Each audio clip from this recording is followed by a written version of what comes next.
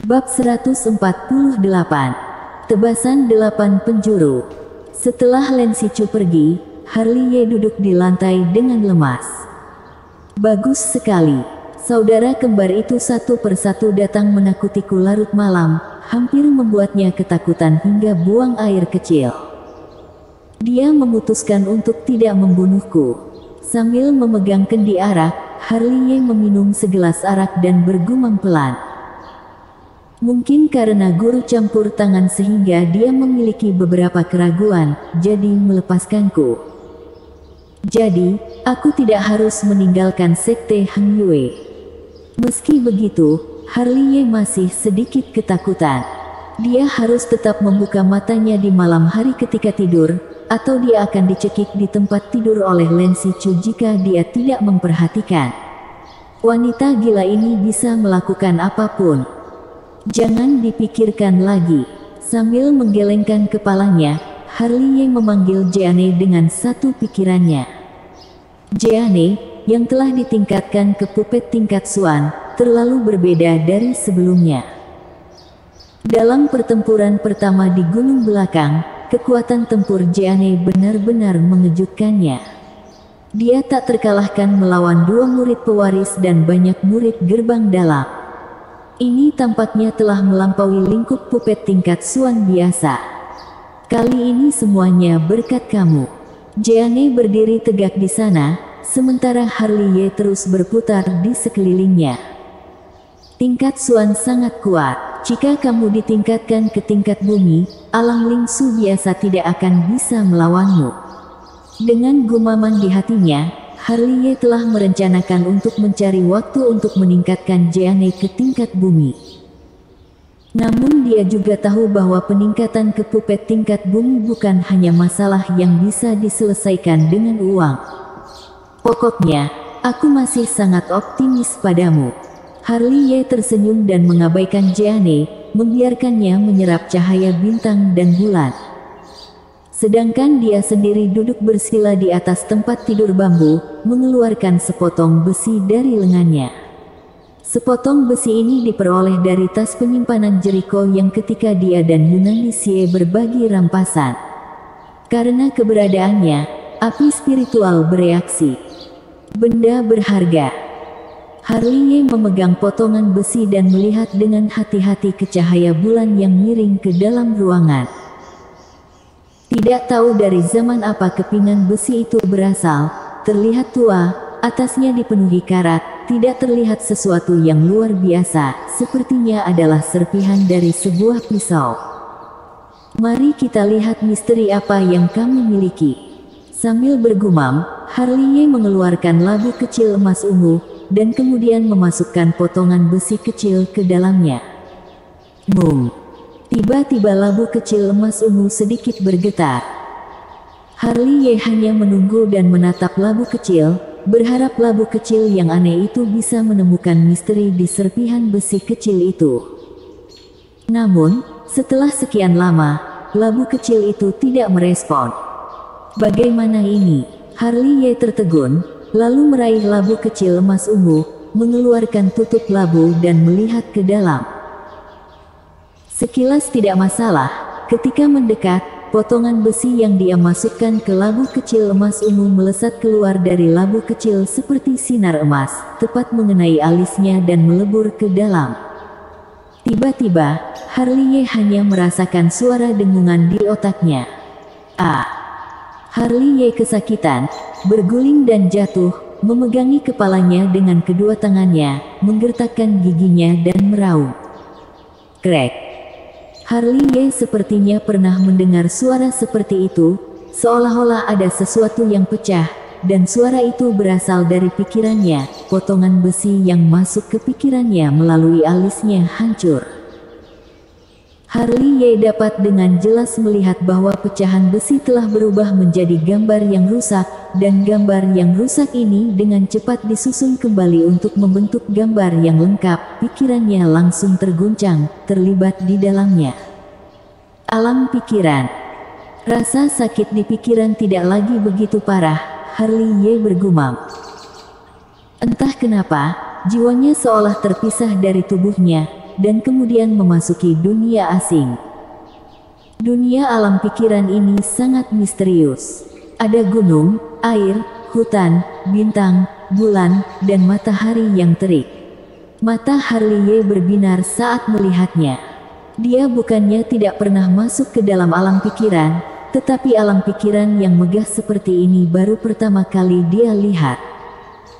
Benar saja, di sebuah gunung tidak jauh, seorang pria dengan baju besi emas muncul di hadapan Harley.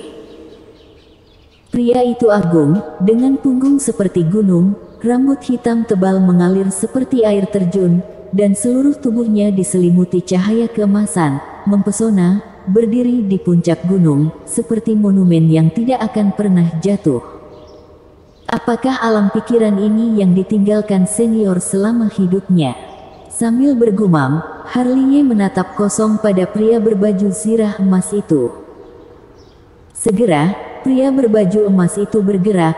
Dia menghancurkan langit kosong dengan satu langkah. Sebuah pisau emas muncul di tangannya.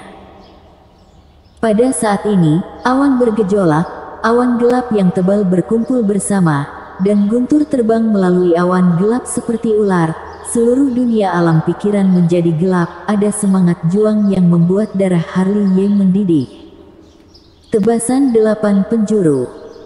Mengikuti suara hentakan pria itu, dia mengayunkan pisau emas. Satu pisau itu bahkan membelah seluruh dunia. Pada saat ini, cahaya bintang redup, cahaya bulan dimusnahkan, dan dunia telah kehilangan warna karena tebasan 8 penjuru ini. Mungkin karena adegan ini begitu menakutkan sehingga Harley tidak bisa menahan diri untuk mundur selangkah. Wajahnya tiba-tiba menjadi pucat dan matanya terlihat ketakutan. Jika dia tidak memasuki alam pikiran ini, akan sulit baginya untuk menyaksikan adegan besar dalam hidupnya. Di kejauhan, pria itu menebas, tubuhnya mulai perlahan menghilang, dan dunia alam pikiran juga kabur dengan kecepatan yang terlihat dengan mata telanjang, sampai menghilang. Set. Di kamar bambu kecil, Harley tiba-tiba duduk dari tempat tidur. Tebasan 8 penjuru. Hati kecil Harley masih berdebar, tidak bisa tenang untuk waktu yang lama. Alam pikiran dalam kesadarannya, senior di alam pikiran, sosok yang gagah itu, dan kekuatan bertarung yang menghancurkan dunia dan bumi semuanya terukir di hatinya.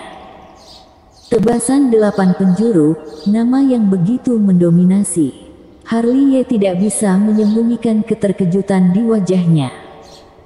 Diam-diam, dia perlahan menutup matanya, seperti seorang biarawan tua yang duduk bermeditasi, dengan keadaan pikiran yang kosong, tidak ada benda apapun, berenang dengan bebas dalam pemahaman. Dia duduk selama 18 jam. Puncak gadis giok benar-benar sunyi, keseluruhannya bermandikan cahaya bulan, yang menambah pesona berbeda pada gunung cantik ini. Di dalam ruangan bambu kecil itu, Harley yang sedang duduk dengan tenang memiliki ekspresi yang berubah-ubah, terkadang bahagia, terkadang cemberut, terkadang bergumam, dan terkadang sangat diam. Setelah waktu yang tidak diketahui, dia perlahan membuka matanya. Dia menghela napas panjang, wajah Harley memiliki sedikit pemahaman. Sebuah perjalanan panjang harus memiliki hati yang tak kenal takut, menyapu semangat juang yang tak terkalahkan dari 8 penjuru. Senior, aku akhirnya sedikit mengerti tentang 8 penjuru. Tiba-tiba, Harley berdiri, berbalik dan melompat keluar dari ruangan bambu kecil, mengeluarkan pisau emas dari tas penyimpanan, dengan penekanan yang sama pada energi dan kekuatan, mengayunkan pisau itu sesuka hati. Ngung, ngung.